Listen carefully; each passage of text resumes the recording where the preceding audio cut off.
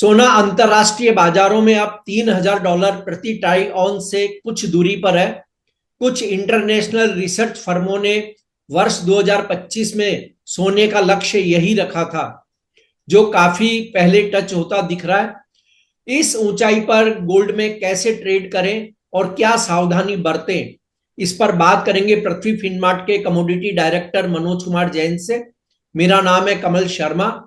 मनोज जी, आपका स्वागत है मोलतोल इंडिया में। नमस्कार कमल जी। जी नमस्कार। मनोज जी, गोल्ड बेतहाशा ऊपर की ओर दौड़ा इस साल शुरुआत से ही।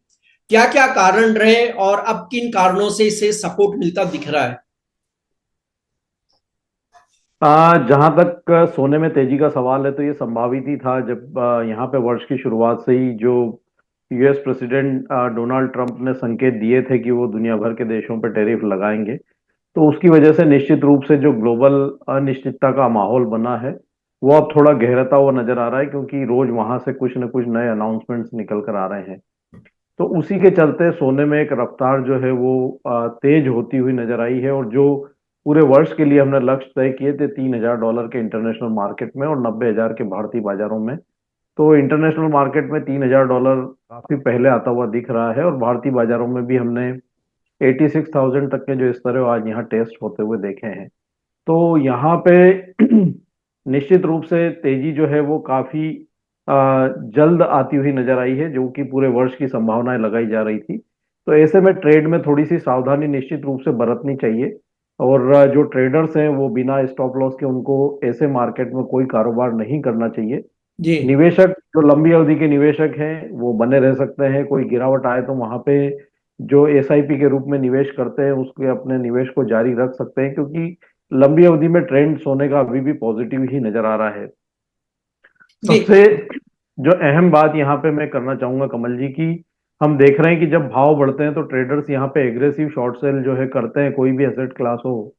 और वैसा ही यहाँ पे लग रहा है कि सोने में भी लोगों ने काफी शॉर्ट सेलिंग की है, क्योंकि जब पिछली बार भी हमारी बात हो रही थी तो हमने बताया था आपको कि जिस तरह से पुट ऑप्शन में काफी ओपन इंटरेस्ट जो है देखने को मिल रहा था एमसीएक्स में, तो उसके चलते ये लग रहा था कि काफी बड़ी शॉर्ट सेलिंग जो है भारतीय बाजारों में बिल्टअप हुई है।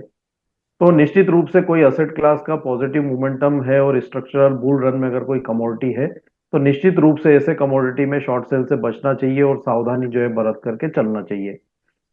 तो यहाँ पे सावधानी रखना चाहिए, लेकिन ये कतई सजेस्ट नहीं करेंगे हम कि अभी भी यहाँ पे शॉर्ट सेल की कोई संभावनाएं नजर आ रही है तो शॉर्ट सेल से बचे और जो निवेशक है वो अपने निवेश को जारी रखें।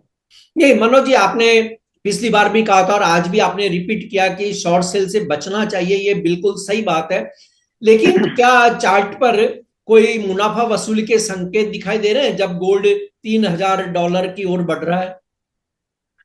देखिए यहाँ पे $3,000 इंटरनेशनल मार्केट में एक साइकोलॉजिकल लेवल है और वो लेवल पे यहाँ पे मुनाफा वसूली देखने को मिल सकती है, पर चूंकि अब लेवल इतने बड़े हो चुके हैं तो इस लेवल पे 2-3 हज़ार रुपए के करेक्शन का भी कोई बड़ा अहमियत नजर नहीं आता है। दूसरा, यहाँ पे रुपये में बड़ी गिरावट देखने को मिली थी और यहाँ आरबीआई इंटरवेंशन के चलते आज रुपया थोड़ा सा रिकवर हुआ है निचले स्तरों से। तो उसके चलते भी हमने एक यहाँ पे थोड़ा सा प्रेशर सोने और चांदी की कीमतों में बनता हुआ देखा है। तो यहाँ पे काफी सारे कारण जो है वो बनते रहेंगे, चाहे वो रुपये की कमजोरी हो या डॉलर की मजबूती हो या ट्रम्प की तरफ से जो रोज नए स्टेटमेंट आते हैं वो। तो इनके ऊपर नजर रखना चाहिए। साथ ही इस सप्ताह यहाँ पे यूएस फेड चेयरमैन की स्पीच भी होना है, तो वो मार्केट के लिए काफी डायरेक्शनल रहेगी, क्योंकि जिस तरह से यहाँ पे यूएस में टैरिफ लगाए जा रहे हैं तो उसके बाद फेड अपने ब्याज दरों के रुख को क्या रखेगा वो काफी अहम होगा। तो इस सप्ताह जो यूएस फेड चेयरमैन की स्पीच है उसके ऊपर भी नजर रख करके चलना चाहिए। और हमारा मानना है कि शॉर्ट सेल में यहाँ जो है बच करके चलना चाहिए। टेक्निकली थोड़ा ओवरबॉट जो है सोना जरूर लग रहा है चार्ट पे, लेकिन फंडामेंटल कतई यहाँ पे अभी कमजोर नहीं हुए हैं।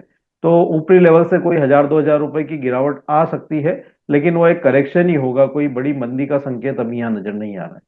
जी। मनोज जी, आज भारतीय बाजार में भी गोल्ड ने $86,000 प्रति 10 ग्राम के लेवल को पार किया। अब गोल्ड के लिए शॉर्ट टर्म की भी बात कर लें तो क्या टारगेट होंगे आपके? क्या क्या प्राइस रेंज रह सकती है जिसे एक ट्रेडर को ध्यान में रखना चाहिए? शॉर्ट टर्म में मेरा मानना है कि डाउन साइड यहाँ पे 83,600 जो है वो एक अहम सपोर्ट रहेगा सोने के लिए। और इंटरनेशनल मार्केट में $2850 जो है वो काफी अहम सपोर्ट जो है बनता हुआ नजर आएगा। मैं ये यहाँ पे अप्रैल फ्यूचर कॉन्ट्रैक्ट की बात कर रहा हूँ। इंटरनेशनल मार्केट में $3000 जो है टेक्निकली साइकोलॉजिकल हम कह सकते हैं कि रेजिस्टेंस लेवल अभी शॉर्ट टर्म में यहाँ नजर आ रहा है। उस लिहाज से भारतीय बाजारों में बात करें तो यहाँ पे 88,000 जो है एक बैरियर जो है वो देखने को मिल सकता है। तो जो अभी रेंज है वो 83,500 से 88,000 की रह सकती है शॉर्ट टर्म में। तो इस रेंज के ऊपर नजर रख करके चलना चाहिए। कोई भी अगर टेक्निकली करेक्शन आता है नीचे में 84,000 85,000 की रेंज में, तो वहां पे फिर एक बार जो है सोने में फ्रेश निवेश भी जो है इवन किया जा सकता है। मनोज जी, आपका कोई डिस्क्लेमर? सोने के फ्यूचर्स मार्केट में मेरी कोई व्यक्तिगत पोजीशन नहीं है कमल जी, लेकिन समय समय पे रिकमेंडेशन होने के चलते हमारे क्लाइंट्स की इसमें पोजीशन हो सकती है। आपका बहुत बहुत धन्यवाद, शुक्रिया मनोज जी। Thank you.